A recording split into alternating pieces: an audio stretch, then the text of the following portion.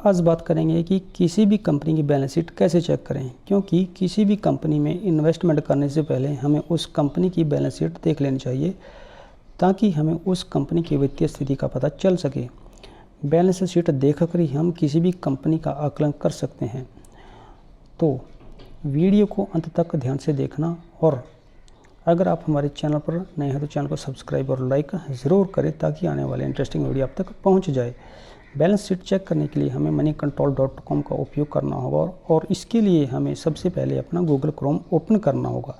जैसे ही हम अपना गूगल क्रोम ओपन करते हैं तो अब हमें यहाँ पर उस कंपनी का नाम टाइप करना होगा जिस कंपनी की हम बैलेंस शीट चेक करना चाहते हैं। जैसे कि मैं यहाँ पर TCS कंपनी का जो है नाम टाइप करना चाहता हूँ। TCS moneycontrol.com मैंने टाइप किया और मेरे सामने टाटा कंसल्टेंसी सर्विस की साइट ओपन हो चुकी है। अब मैं यहाँ पर क्लिक करूँगा और यहाँ पर क्लिक करने के बाद मेरे सामने एक नया पेज ओपन हो चुका है।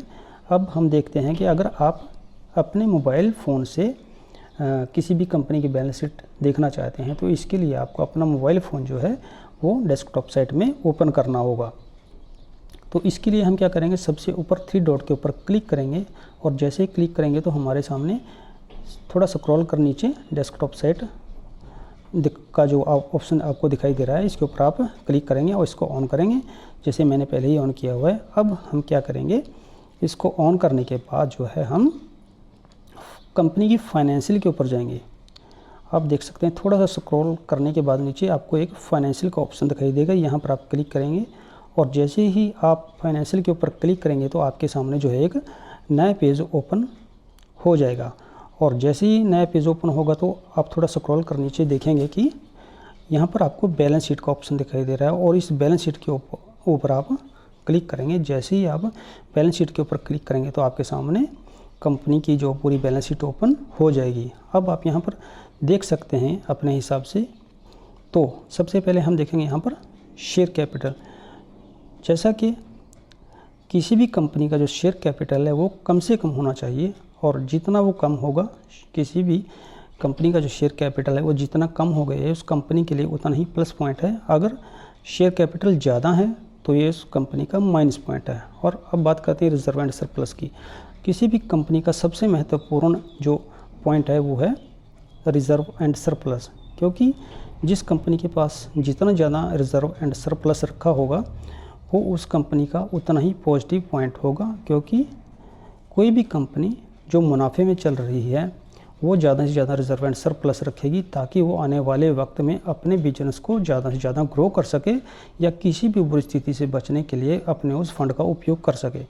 तो जिस कंपनी के पास जितना ज़्यादा रिजर्व एंड सरप्लस होगा ये उस कंपनी की एक मजबूत स्थिति दर्शाता है। अब बात करते हैं करंट लायबिलिटी। उस कंपनी की कितनी देनदारियां हैं, या उसकी फिक्स्ड देनदारियां हैं, जैसे उस कंपनी के वर्कर्स की सैलरी, इलेक्ट्रिसिटी बिल, उसके अलावा अदर लायबिलिटी कुछ अन्य खर्चे होते हैं, तो टोटल लायबिलिटी। और अब बात करते हैं कंपनी के एसेट। तो कंपनी के पास कितनी संपत्ति है, जैसे उसकी मशीनरी होगी, या उसकी भूमि, उसकी संपत्ति, या उसके भूखंड, इसके पास जो भी प्रॉपर्टी है, ये टोटल एसेट जो कितने हैं उसके करंट एसेट। और एक बात और ध्यान देने योग्य है कि आपकी जो एसेट्स हैं वो उस कंपनी की लायबिलिटी से ज़्यादा होने चाहिए, उस कंपनी की देनदारी से ज़्यादा आपके पास उस कंपनी के पास एसेट होने चाहिए। तो आप चेक कर सकते हैं आसानी से इस प्रकार किसी भी कंपनी की बैलेंस शीट, और फिर आप उस कंपनी के अंदर इन्वेस्टमेंट कर सकते हैं। उम्मीद है कि आपको वीडियो पसंद आई होगी, और वीडियो को लाइक और चैनल को सब्सक्राइब ज़रूर करें ताकि आने वाली इंटरेस्टिंग वीडियो आप तक पहुंच जाए। मिलते हैं अगली वीडियो में।